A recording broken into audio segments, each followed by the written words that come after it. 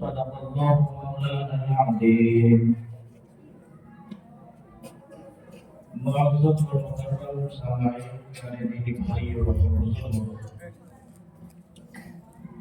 اللہ تبارک و تعالیٰ نے یہ حسین موقع دیا کہ آپ حضرات ایک ختم نبوت کے تعلق سے یہاں تشریف فرمائیں۔ یہ بڑی خوش نصیبی ہے۔ بہت ساری باتیں آپ نے سنی، اب آپ حضرات ختم نبوت کے لیے اپنے دل کو، دماغ کو، کانوں کو کھول کر کے بیٹھے، سننے اور عمل کرنے کی نیت سے بیٹھے کہ ختم نبوت ہے کیا چیز۔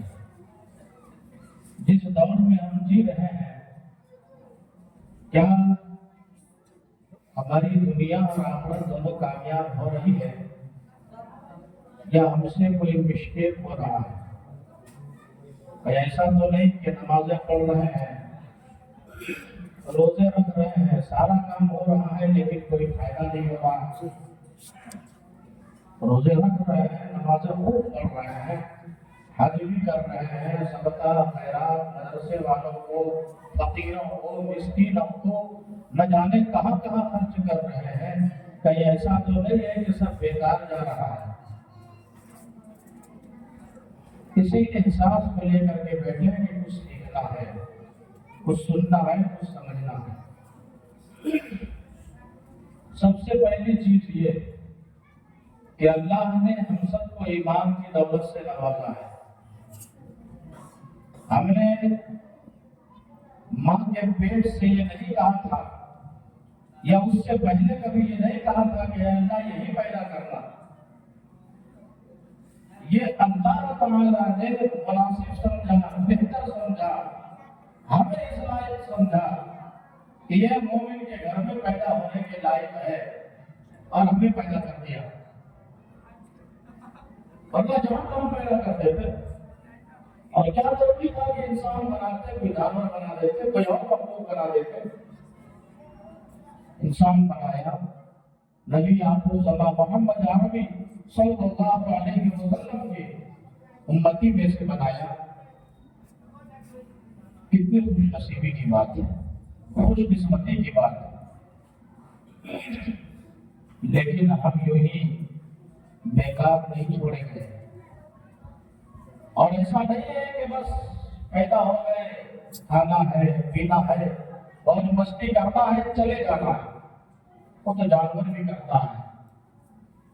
جس طرح ہمارے جسم کے اندر خون ہے، جانور میں بھی ہے، گوشت ہڈیاں ہیں، جانور میں بھی ہے، ہم بھی بولتے ہیں، وہ بھی بولتا ہے، میاں بیوی کے ملاپ سے بچے ہوتے ہیں، جانوروں میں بھی ہوتے ہیں۔ ہمارے اور اس میں فرق کیا ہے؟ کتابوں میں ہر انسان کو حیوان کہا گیا ہے۔ انسان بھی حیوان ہے، حیوان بھی حیوان ہے، ہم حیوان ناطق ہیں، سمجھدار ہیں، اسی لیے ہم حضرت انسان ہیں اور سب سے افضل اور سب سے اہم اور سب سے بہتر ہے۔ لیکن حیوان ہم بھی ہیں، گوشت ہے، پوشت ہے، مال ہے، کال ہے۔ جانتے ہیں جو پڑھے لکھے ہیں وہ جانتے ہیں کہ حیوان ناطق کہا گیا ہے انسان۔ ہر فرق کس چیز کی ہے؟ اگر فرق ہے تو ایک ناطق کا فرق ہے کہ ہم سمجھدار ہیں، سمجھتے ہیں، پرکھتے ہیں، بولنے سے پہلے ہم سمجھتے ہیں تب بولتے ہیں۔ ہمارے اندر بہت ساری جانکاریاں ہیں، بہت سارا علم ہے جو اللہ نے جانوروں کو نہیں دیا، بہت ساری سمجھ ہے، بہت ساری کیپیسٹی ہے، پرکھنے کی کیپیسٹی جو جانوروں میں نہیں، اسی لیے ہم جانوروں سے محتاج ہیں۔ اور دوسری سب سے بڑی چیز، ایک کپڑا لائیے، 2 بھاگ کیجیے، آدھے میٹر کو آپ بنائیے صافی، جوتا پوچھیے، اس سے چولہا چکلی کا برتن پوچھیے، آدھے کپڑے کو جزدان بنائیے، کپڑا وہی ہے۔ قرآن شریف کا جزدان بنائیے، اس کپڑے کو ہم چومیں گے، اس کپڑے پہ آپ عطر لگائیں گے، صاف کریں گے، بار بار دل سے لگائیں گے، سینے سے لگائیں گے۔ لیکن جو صافی بن گیا، جس کو جوتا پوچھنے کے لیے استعمال کر رہے ہیں، اس کو آپ کبھی بھی اپنے دل سے سینے سے نہیں لگائیں گے۔ سب انسان اللہ کی نظر میں برابر، لیکن جس کا تعلق اللہ سے جڑ گیا جس کا تعلق رسول اللہ سے جڑ گیا، جس کا تعلق قرآن سے جڑ گیا، وہ اس اسلام کی طرح ہو گیا جس کا تعلق قرآن کریم سے جڑا ہوا ہے۔ بس یہی فرق ہے ہم میں اور عام انسانوں کے اندر کہ ہمارا تعلق ایسے ایسے سے نہیں، ہمارا تعلق بہت دور سے ہے اور بہت بڑے سے ہے اور سب سے بڑے سے ہے، اسی لیے ہم سب سے بڑے ہیں۔ اگر اس بڑے سے رشتہ ٹوٹ گیا، یاد رکھے ہم اور آپ ختم ہو جائیں گے، کوئی قدر اور اہمیت ہماری نہیں بچے گی۔ قرآن کریم نے اسی بات کو الگ اعلان اور للکار کر کے بار بار اللہ تعالیٰ نے قرآن میں توجہ دلائی، اور احادیث شریفہ میں بھی اللہ تعالیٰ نے نبی کی زبانی اعلان کروایا۔ کیا اعلان کروایا؟ کہ اگر ہمارے پاس مال ہے، جائیداد ہے، سب کچھ ہے الحمدللہ، لیکن اللہ نے فرمایا یہ کوئی معیار نہیں ہے۔ معیار کیا؟ یعنی مالدار ہونا کیا وہ اللہ تعالیٰ کی معرفت یا اللہ کی محبوبیت مل جائے گی؟ نہیں ملے گی۔ اگر کوئی مالدار سمجھتا ہے کہ ہم بہت مالدار ہیں، بہت خرچ کر رہے ہیں، اللہ کے نیک بندے ہیں، بہت نمازیں پڑھ رہے ہیں، نیک بندے ہیں، بہت زکات دے رہے ہیں، نیک بندے ہیں، فرمایا نہیں، اللہ تعالیٰ کس سے محبت کرتے ہیں، کس کو چاہتے ہیں، یہ سرٹیفکیٹ اللہ نے قرآن میں دیا، اعلان دیا، ہمیشہ دیا، قیامت تک کے لیے جب تک قرآن کی وہ آیت پڑھی جاتی رہے گی، یہ سرٹیفکیٹ اللہ سب کو بانٹتے رہیں گے۔ سرٹیفکیٹ یہ ہے کہ جو اللہ سے ڈرے گا اللہ تعالیٰ کا محبوب ہوگا، جو اللہ سے نہیں ڈرے گا وہ اللہ کا محبوب نہیں ہو سکتا۔ ڈرنا کس میں ہے؟ صاف صاف تمام باتوں کو کھول کھول کر وضاحت کے ساتھ بیان کر دیا گیا۔ یہی ہماری شریعت کا کمال ہے۔ الیوم اکملت لکم دینکم، ہم نے تمہارے دین کو مکمل دے دیا ہے، ذرہ برابر کمی اور بیشی کی کوئی گنجائش نہیں۔ تمام چیزیں اے ٹو زیڈ ہمیں سمجھا دی گئی۔ پہلی شریعت میں یہ سب نہیں تھا، تمام چیزیں نہیں دی گئی تھی، آدھی ادھوری شریعت تھی، الگ الگ احکام تھے۔ کوئی ایک وقت نماز پڑھ رہا ہے، کوئی سال میں 3 دن کا روزہ رکھ رہا ہے، کسی کے یہاں حج ہے، کسی کے یہاں زکات ہے تو نہیں ہے۔ یہ سسٹم اللہ نے ہمیں اور آپ کو دیا، نبی کے صدقے میں دیا، قرآن نبی کے صدقے میں ملا، محفوظ دین نبی کے صدقے میں ملا۔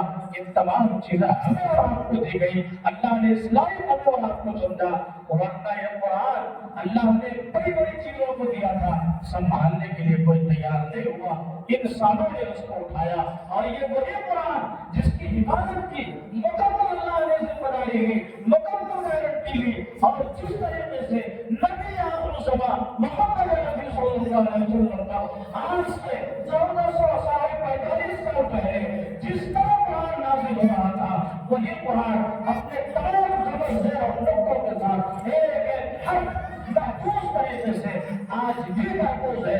اگر اس قرآن میں ذرہ برابر کوئی تبدیلی کی کوشش کرے گا، ایک بچہ کھڑا ہو جائے گا اور کہے گا یہ غلط ہے، قرآن میں تم کوئی آیت داخل نہیں کر سکتے، یا قرآن سے کسی آیت کو تم کاٹ نہیں سکتے، یہ ذمہ داری اللہ نے دی۔ اب یہی ایک نقطہ یاد رکھیں، کسی بھی شریعت کی ذمہ داری، کسی بھی کتاب کی ذمہ داری اللہ تعالیٰ نے نہیں لی تھی، حفاظت کی ذمہ داری لی۔ نحن نزلنا الذکر، ہم نے یہ نازل کیا۔ ذکر سے کیا بڑا؟ تمام کی تمام شریعت کے اے سے لے کر کے زیر تک کے احکام، چھوٹے سے لے کر کے بڑے تک کے احکام،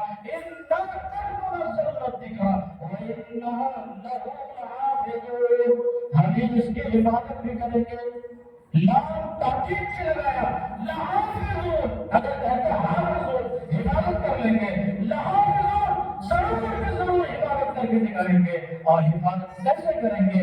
نبی تو آخری چلے گئے، 1445 سال ہو گئے، 1446 سال کے اندر کی رہے ہیں، کیسے حفاظت ہوگی؟ قرآن نے صاف کہا کہ ہم ایسے انتظامات کریں گے، ایسے انتظامات کریں گے۔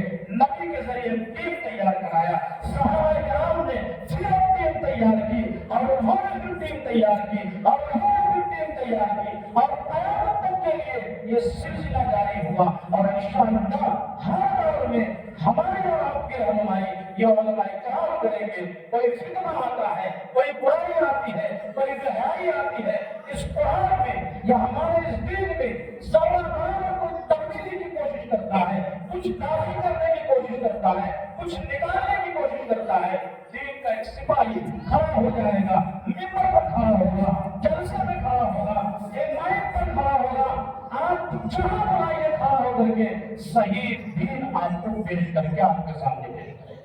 جہاں برابر کمی اور بیشی کی گنجائش نہیں. قرآن کریم سینوں میں محفوظ کرایا چھوٹے چھوٹے بچے. پہلے ایسا نظام نہیں تھا. پوری کتاب اپنے سینے میں کوئی محفوظ نہ کر سکا. نہ بائبل، توریت، انجیل، زبور، کوئی کتاب نہیں. یہ قرآن کا معجزہ ہے کہ ایک ایک بچے نے ایک مہینے کے اندر، ایک سال کے اندر پورا مکمل قرآن سینے میں محفوظ بھی کیا اور اس قرآن کے ایک نقطے کی حفاظت کر کے دکھایا. قرآن کا معجزہ پہلی کتاب ہے. یا تو ڈائریکٹ دے دی گئی، بھیجا گیا حضرت جبرائیل کسی نبی کے پاس 100 مرتبہ، کسی نبی کے پاس 50 مرتبہ، کسی نبی کے پاس 12 مرتبہ، کسی نبی کے پاس حضرت جبرائیل 3 مرتبہ ہے، کسی نبی کے پاس 7 مرتبہ ہے. اور وہ جائے ہمارے اور میں لگی جناب محمد رسول اللہ صلی اللہ علیہ وسلم پر 23 سال کی چھوٹی سی مدت میں 24,000 مرتبہ حضرت جبرائیل ہمارے نبی کے پاس ضرور تھا. بہرحال اس دین کی حفاظت کرانا تھا. اب کوئی نبی نہیں آئے گا اور ہم اور آپ اگر کسی نبی کی تلاش میں لگتے ہیں تو نماز، روزے اور تمام چیزوں کو ضائع کر رہے ہیں، کوئی فائدہ نہیں ہو رہا. تلاش کس کو کرنا ہے؟ اب علماء ورثۃ الانبیاء، صحیح علماء کو آپ تلاش کیجیے، ان کے دعوت کو اور رسی کو پکڑیے، آپ کی صحیح رہنمائی ہوگی. اگر کوئی فتنہ آتا ہے علماء کے دامن کو تھامنا ہوگا. کبھی کو تعلیم ایک طرف، لیکن علماء سے رہنمائی لینی ہوگی. اب یہ فتنہ کیا ہے؟ اللہ تعالیٰ نے ہمیں اور آپ کو جو ایمان دیا یہ جنت کا ٹکٹ ہے، سرٹیفکیٹ. کیسے ہے؟ حدیث میں صاف طور سے فرمایا گیا سمجھ الجنت لا الہ الا اللہ. یہ جنت کا ٹکٹ لا الہ الا اللہ ہے. اب کلمہ یہ ہے، ٹکٹ تو مل گیا. کلمہ یہ ہے کہ یہ بہت ہی قیمتی ٹکٹ ہے. اس کو پھاڑنے والے، چھیننے والے، جھپٹنے والے، اس میں نقص پیدا کرنے والے، کمزوری پیدا کرنے والے قدم قدم پہ ملیں گے. اس لیے کہ بہت قیمتی ہے اور اس قدر قیمتی ہے کہ دنیا اور آخرت کی کوئی چیز اس سے زیادہ قیمتی ہو ہی نہیں سکتی. آپ ہیرے موتی، سونے چاندی بغل میں دبا کے جائیے، دھوبنی موڑ سے موسی چور لگ جائیں گے، ڈکیت لگ جائیں گے، پولیس کرمی لگ جائیں گے، نہ جانے کون لے جائیں گے. بہت قیمتی چیز چھپا کر کے لے جا رہا ہے. ذرا اس کو پکڑو اور پیچھا کرو. میرے بھائیو، ایمان اس قدر قیمتی ہے کہ آپ اس کو سمجھ نہیں سکتے ہیں. سمجھ میں اس وقت آئے گا جب یہ آنکھیں بند ہو جائیں گی اور یہ ایمان کا درخت جب اگنے لگے گا، پھل دینے لگے گا، ہمیں نعمتیں ملنے لگیں گی. اس وقت کہیں گے اے اللہ دوبارہ ایک بار دنیا میں بھیج دیجیے. ایک سیکنڈ صرف اور صرف آپ کی عبادت میں گزاریں گے، ایمان کے مطابق چلیں گے، لیکن وہاں ہمیں کوئی چانس اور دوبارہ کوئی موقع نہیں ملے گا. اس وقت معلوم ہوگا یہ ایمان کس قدر قیمتی ہیرا ہمارے پاس تھا جو ہم نے چھوٹی چھوٹی باتوں میں گوا دیا. اب آج ماحول کا، معاشرے کا، سماج کا جائزہ لیجیے. ہم ایمان کو کہاں ختم کر رہے ہیں؟ چند پیسوں کے لیے ایمان ختم. اب تو ظاہری شرک ہو رہا ہے. بتوں کے سامنے چند پیسوں کے لیے جھک رہے ہیں مومن. ایک تو یہ ہے ظاہری شرک. دوسری چیز یہ ہے کہ ایمان پر ڈاکہ ڈالنے والے بہت زیادہ پوری دنیا میں ہے اور پوری دنیا متفق ہو کر کے صرف اور صرف ہمارے ایمان کو چھیننے کے لیے، ہمارے ایمان کو جھپٹنے کے لیے، ایمان کو ختم کرنے کے لیے پیچھے پڑی ہوتی ہے. حدیث شریف میں آتا ہے جب کوئی انسان مومن ہو کر کے ایمان لے کر کے اس دنیا سے جا رہا ہوتا ہے، فرشتے قطار لگائے ہوئے اس کے روح کو لینے کے لیے فرشتے خوشبودار کپڑوں میں اور بہترین لباس میں آتے ہیں، استقبال کرتے ہیں، روح مچل کر کے نکلتی ہے اور فرشتے لے کر کے جا رہے ہوتے ہیں۔ حدیث میں آتا ہے ابلیس آتا ہے اپنے شیطانوں کو چہروں کو ایک ایک تھپڑ لگاتا ہے اور کہتا ہے تم کیسے اس کو چھوڑ دیے، تم نے محنت نہیں کی، آج یہ ایمان کے ساتھ جنت پہ جا رہا ہے، تمہیں شرم نہیں آ رہی ہے؟ کون کہتا ہے؟ ابلیس کہہ رہا ہے، کس سے؟ اپنے چیلوں سے، کہ تم نے محنت نہیں کی، آج یہ ایمان لے کر جا رہا ہے، تھپڑ لگا رہا ہے، ڈانٹ ڈپٹ کر رہا ہے، ذلیل کر رہا ہے۔ ایک ہم مومن ہے جو بالکل بے فکر بیٹھے ہوئے ہیں۔ آج شیطان بھی گلیوں اور چوراہوں میں جب ہمارے کرتوت کو دیکھتا ہوگا ایک کونے میں بیٹھ جاتا ہوگا، محمود تم کو ٹریننگ دینے کی ضرورت نہیں، تم تو ہمارے چچا نکلے، تم اپنا کام کرو، میرا کام تم کرتے رہو۔ اب بیان کرنے کی کیا ضرورت ہے؟ سماج کہاں جا رہا ہے آپ خود دیکھ سکتے ہیں۔ اب آپ جو پیچھے بینر دیکھ رہے ہیں تحفظ ختم نبوت ٹرسٹ، آج ہمیں اسی کے تحت کچھ باتیں بتا کر کے اپنی بات کو ختم کرنی ہے۔ وہ یہ ہے کہ ہمارا آپ کا ایمان اور عقیدہ بہت مضبوط ہے، اتنا مضبوط ہے کہ دنیا میں اتنا مضبوط ایمان کسی کے پاس نہیں ہے، اور ہم سے زیادہ دنیا اس کو جانتی ہے۔ ایک ایمان والا جب بغیر دیکھے اللہ پر، نبی پر اور اللہ کی باتوں پر اور آخرت کی باتوں پر یقین کرتا ہے تو پتھر کو اپنی جگہ سے ہٹ جائے، لیکن ایمان والا اپنی جگہ سے نہیں ہٹتا، یہ ان کو معلوم ہے۔ اس لیے ان کی کوشش بھی اس سے زیادہ ہے کہ کسی طرح اس پتھر کو ہم توڑ دیں، پگھلا دیں، ختم کر دیں۔ یہ پوری دنیا ہمارے پیچھے پڑی ہوئی اور ہمارے نہیں۔ حضرت آدم علیہ السلام سے لے کر اب تک جتنے ایمان والے آئے، ہر ایمان والے کو آزمایا گیا اور آزمائش ہوگی۔ کیا ہوگی؟ وَلَنَبْلُوَنَّكُمْ بِشَيْءٍ مِّنَ الْخَوْفِ، تم کو ہم آزمائیں گے، ضرور ضرور ضرور بھی ضرور۔ قرآن میں جب تشدید آ جائے اکثر جگہوں پر سمجھ لیجیے گا کہ اللہ تعالیٰ تاکید کے ساتھ کچھ کہہ رہے ہیں۔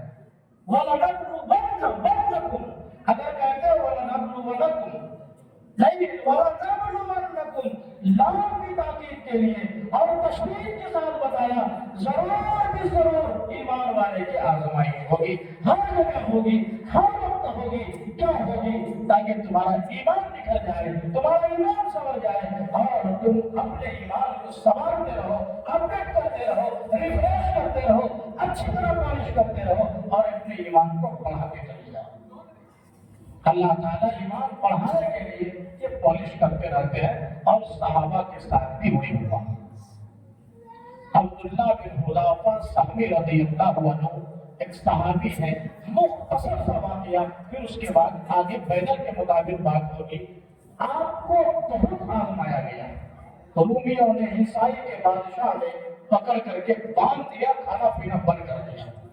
سنتے ہیں کہ بہت نڈر ہو، بہت ہمت والے ہو، بہت نبی پر جان دیتے ہو، اگر تم میرے سزا کو دیکھ لو گے تو تم اپنی جگہ سے ہل جاؤ گے اور میرے سزا کو برداشت نہیں کر پاؤ گے۔ یہ عیسائی بادشاہ کا فرمان تھا اور یہ بھی آفر کیا کسی طریقے سے تم میرے دین کو قبول کر لو، جو تم مانگو گے تم کو دیا جائے گا، یہاں تک کہ سب سے حسین لڑکی جو اس شہر کے اندر نظر آئے تمہارا نکاح کرا دیا جائے گا، شادی کر دی جائے گی، بس تم ایک بار محمد کے دامن کو چھوڑ دو۔ یہ آفر دیا رومی بادشاہ نے اور جکڑ دیا گیا، کھانا پینا بند ہے۔ کہا بیوقوف، نبی کے دور میں ہم نہیں ہلے، حضرت ابوبکر کا دور آیا، ہمارا ایمان کس سے بس نہیں ہوا، اور یہ اب نبی کے گزرنے کے 25 سال کے بعد تم میرے ایمان کا امتحان لے رہے ہو، بڑا بیوقوف ہے۔ بہرحال اس نے کہا کہ میری سزا بہت سخت ہے، اگر تم خیر چاہتے ہو ابھی تم اس رسی کو چھوڑ دو۔ 80 ساتھیوں کو اور جکڑ دیا گیا، کھانا پینا بند ہے۔ کئی دن کے بعد ایک لڑکی کو بنا سوار کر بھیجا جاتا ہے، ہاتھ میں شراب کا پیالہ، خنزیر کا گوشت، جاؤ اور مسئلہ بتاؤ کہ تمہاری شریعت میں اس وقت یہ جائز ہے، جان بچانے کے لیے تم کھا لو۔ لڑکی جاتی ہے، بیٹھتی ہے، حضرت عبداللہ بن حذافہ ادھر چہرہ پھیرتے ہیں، ادھر بیٹھتے ہیں، ادھر پھیرتے ہیں۔ جب دیکھا کہ قابو میں نہیں آ رہے، بار بار کوشش کیا، مسئلہ بتایا، حضرت عبداللہ صحابی بیٹھے ہوئے ہیں اطمینان کے ساتھ، ذرہ برابر جب ہلے نہیں، وہ لڑکی پریشان ہو کر کے گئی اور کہتی ہے کہ آپ نے کس چٹان کے پاس بھیجا ہے، وہ تو ہلنے کے لیے بھی تیار نہیں۔ کہا کہ ایسے بیمانی کا بلایا گیا، کہا کہ بھائی ایسے وقت میں اگر تم کھا لیتے تو کیا دقت تھی؟ کہا میں کھا سکتا تھا، مسئلہ معلوم تھا، میرا آخری وقت چل رہا ہے یہ بھی معلوم ہے، لیکن اگر میں اس کو منہ لگا لیتا تو آج تمہیں خوشی ملتی اور تم ہمارے نبی کے دشمن ہو، اور ہر وہ کام چاہے چھوٹا ہو یا بڑا ہو جس سے نبی کے دشمن کو خوشی ملے، میں وہ کام ہرگز نہیں کر سکتا۔ میں تم کو خوش دیکھنا نہیں چاہتا، اس لیے کہ تم نبی کو گالی دیتے ہو اور میرے نبی کو نیچے اچھالتے ہو۔ اب غرض جب دیکھا کہ یہ قابو میں نہیں آئے گا تو ایک ساتھی کو بلایا گیا، زیتون کا تیل بہت زیادہ کھولتا ہوا اس ساتھی کو تیل میں ڈال دیا گیا۔ روایتوں میں لکھا کہ اس تیل کے کھولنے کی وجہ سے اس ساتھی کے گوشت ہڈیوں سے الگ ہو گئے، بالکل تل پھٹ گئے، بالکل چلا رہے ہیں، کرا رہے ہیں، تڑپ رہے ہیں مچھلی کی طرح۔ اب کہا گیا کہ دیکھو جو حال اس کا ہوا وہی تمہارا بھی ہونے والا ہے، خیر اسی میں ہے کہ تم ابھی بھی محمد کے دعوت کو چھوڑنے کا اعلان کر دو، میں یہ ساری سزائیں تم پر سے ہٹا دوں۔ پھر مسکرائے، ارے بہت بیوقوف ہو تم بہت بیوقوف ہو، تم ایسی چیز مانتے ہو جو میرے بس میں ہے نہیں۔ کہیں ایسے نہیں مانے گا۔ ایک لکڑی کی مشین بنا دی گئی، تیل کو اور کھولایا گیا اور کہا اس پہ چڑھا کے پھیر دو، تیل میں چڑھایا گیا۔ آپ مسکرا رہے تھے، ہنس رہے تھے، بادشاہ کو چڑ دلا رہے تھے، لیکن جب اور اوپر گئے غریب تھے کہ وہ پھینک دیتے، رونے لگے۔ بادشاہ نے سمجھا کہ اب کام بن گیا، کہا واپس لاؤ۔ واپس لایا گیا، کہا دیکھ لیے میری سزا، اب سمجھ میں آیا؟ رونے لگے گا، ڈر لگ گیا، ہٹ گیا سارا ایمان، چھوٹ گئی ساری رسی۔ کہا تم ابھی بھی بیوقوف، ارے ابھی تو رو رہے تھے، کہا تم ابھی بھی بیوقوف ہو، مجھے پھیر دینا تھا، میں تو اس لیے رو رہا تھا کہ ایک ہی جان اللہ نے مجھے دی اور میں ایک جان کو اللہ کے لیے قربان کرنے جا رہا ہوں۔ میں دعا کر رہا تھا، اے اللہ میرے رونے پہ بال ہوتا، جسم کے ہر عضو میں ہر چیز میں جان ہوتی، میرے 100 جانیں ہوتی اور میں 100 جان کو ہنستے ہنستے تیرے راستے میں قربان کر دیتا۔ ایک ہی جان تو نے دی اور ایک ہی جان کو قربان کر رہا ہوں، میں افسوس کر رہا تھا اور میں اس لیے رو رہا تھا، تم تو ابھی بھی بیوقوف ہو کہ مجھے سمجھ نہیں پائے۔ جب دیکھا کہ نہیں مانے گا، بلایا ہو کا ادھر آؤ، زیادہ رسوائی نہ کراؤ، ذرا یہاں میرا چوم لو پیشانی تاکہ لوگ سمجھے کہ تم ہار گئے اور ہم جیت گئے۔ کہا کہ یہ سب نہیں ہو سکتا، کسی اللہ کے نبی کے دشمن کو میں اپنا ہاتھ لگاؤ ایسا نہیں کر سکتا۔ کہا کہ بھائی کیوں رسوا کرا رہے ہو؟ چلو وہ 80 ساتھی اگر پیارے ہیں تو اس 80 قیدی کے بدلے میں تم ایک بار یہاں پر چوم لو پیشانی پہ، میں وہ 80 قیدی چھوڑ دوں گا۔ جب اتنا بڑا سودا ہوا تو آپ نے مناسب سمجھا کہ چلو بھائی ایک تھوڑا سا ہاتھ تو لگانا ہے سر میں، لگا دیا، 80 ساتھی کو لے کر کے چلے گئے۔ حضرت عمر رضی اللہ عنہ کا دور ہے، آپ نے سب سے پہلے یہ واقعہ سن کر کے حضرت عبداللہ بن حذافہ صحابی کے ماتھے پر بوسہ دیا اور صحابہ کو کہا جاؤ چوم دو، بہت زبردست تگڑے صحابی ہیں، چوم دو، ان کی برکت لے لو۔ یہ صحابہ کرام تھے جن کا ایمان اس قدر مضبوط تھا کہ انہی کے اس مضبوطی اور اس ثابت قدمی اور ان تمام مصیبتوں کو برداشت کرنے کے نتیجے میں اللہ نے بہت سہولت کے ساتھ آج ہمارے دل میں ایمان کی دولت دے دیا. اب اس کے بعد کچھ چھینا جا رہا ہے. آپ ایک بات یاد رکھیں، یہ ہمارا ملک ایسا ہے کہ جس میں اللہ نے بہت بچت دی.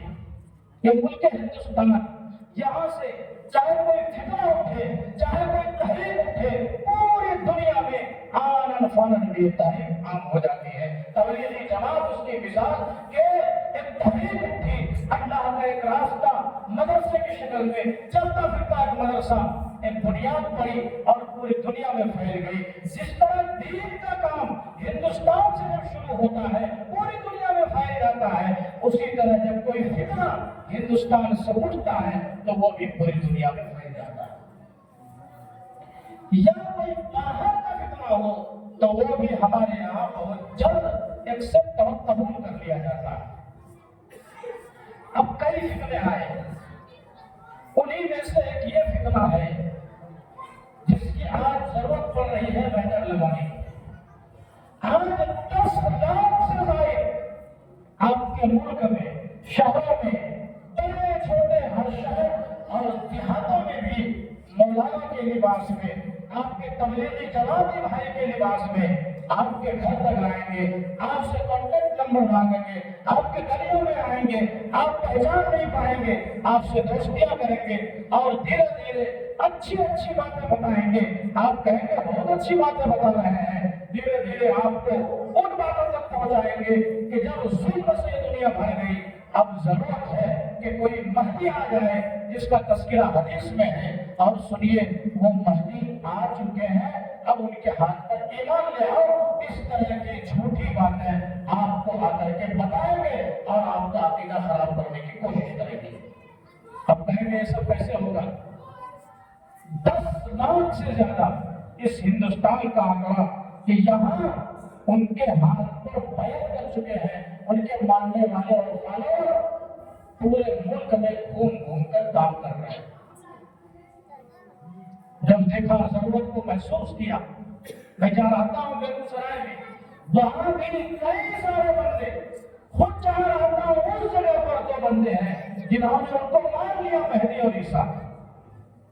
اب اگر ان کو آپ کہیں گے بحث کرے گا، کہنا نبی نے کیا بتایا تھا کہ مہدی کا نام میرے نام پر ہوگا، اور یہ دربندہ سے وہ شخص نے اس نے اعلان کیا، جھوٹا غدار فریب تمام ہے. اس نے کہا کہ میں بھی محمد شکیل ہوں. دیکھو میرے نام میں بھی محمد ہے اور حضرت مہدی بھی محمد ہوں گے، اس میں کیا دقت ہے؟ باپ کا نام حضرت عبداللہ ہے، حضرت مہدی کے باپ کا نام عبداللہ ہوگا. عبداللہ کے معنی اللہ کا بندہ. دوسری چیز یہ کہ حضرت ابراہیم بھی ہمارے نبی کے گویا باپ تھے. حضرت ابراہیم بھی گویا باپ تھے. آپ کی اولاد میں سے ہمارے نبی پیدا ہوئے ہیں. اور حضرت ابراہیم کا ایک نام قرآن میں بیان کیا گیا، حنیف. اب وہ کہے گا کہ دیکھو حضرت ابراہیم نبی کے نسبی باپ اور ان کا نام حنیف، حضرت ابراہیم کا دوسرا نام قرآنی نام، میرے باپ کا نام بھی حنیف، میرا نام محمد شکیل. محمد اور حنیف جو حضرت ابراہیم کا دوسرا نام، حضرت ابراہیم نبی کے باپ، ان کا نام حنیف، میرے باپ کا نام حنیف، نام مل گیا. بہت سارے لوگ دین سے ناواقف، قرآن و حدیث سے ناواقف مان لیتے ہیں کہ بھائی بہت اچھی بات ہے، لاجک مل گئی، سائنس مل گیا، سائنس کا دور ہے، جو چیز سمجھ میں آئے مان لو. اب یہ چیز دجال آئے گا حضرت مہدی کے زمانے میں، وہ کہتا ہے دجال آ چکا ہے، دجال کی پیشانی پر کافر ہوگا، یہاں بیچ میں لکھا ہوگا، بالکل بیچوں بیچ. وہ کہتا ہے امریکہ اور فرانس کو پڑھو، امریکہ کا کا لے لو، فرانس کا پھر لے لو، کافر امری ہٹا لو اور ہٹا لو، اور بیچ میں دیکھو کافر آ گیا، پیشانی پہ کافر لکھا رہے گا، یہاں بھی کافر ہو گیا، یہ امریکہ اور فرانس یہ دونوں ملا تو دجال بن گیا. رہا نا بھائی، امریکہ امری ہٹا کا لے لو، فرانس باہر والے لوگ کافر ہوا کہ نہیں؟ پیشانی کے بیچ میں ہوگا. کہتا ہے کہ آدمی مراد نہیں ہے، یہ مراد ہے. اب آسانی کے ساتھ کالج کا اسٹوڈنٹ سمجھ جاتا ہے کہ لاجک مل گئی، ہوا آپ ہی مہدی ہے، بس بیعت کر لیتا ہے. اور سب سے زیادہ فالوور یہ ہمارے اسٹوڈنٹ ہیں، اور تبلیغی جماعت کے وہ بھائی جو اپنے اصولوں سے ہٹ جاتے ہیں وہ سب سے زیادہ ان کے ماننے والے ہیں. اس کے بعد ایسی دلیلیں دیں گے کہ آپ حیران رہ جائیں گے، اور اس قدر مضبوط بنائیں گے کہ دنیا ایک طرف ہو جائے، تم کو کوئی بوٹی کر دے لیکن تم پھرنا نہیں، مار کھا لینا، ساری چیزیں برداشت کر لینا، تو ایسا کر لینا. وہ تمام حدیثیں یاد کر